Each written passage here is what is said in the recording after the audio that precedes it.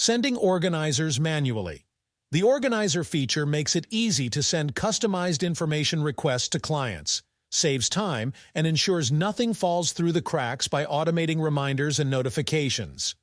We can either send organizers to a single client or send them out in bulk.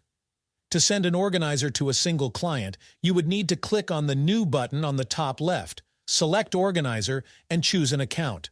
From there, you can click on the organizer template list and select the template. Rename the organizer to your liking. Enable reminders as well, which will send out emails to your clients in case they don't complete their organizer based upon the instructions set below. You can also preview your organizer before sending it out, and then click on the Create and Send button to send the organizer to your client.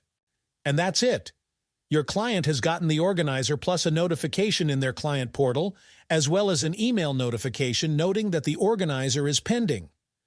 To send an organizer to multiple clients, go to the Accounts page under the Clients section.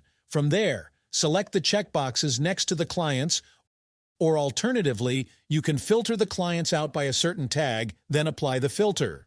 To send all of the filtered clients an organizer, simply click on this checkbox and then select the Send Organizer button. From there, you would have the same setup and options available as if you were sending the organizer to a single client.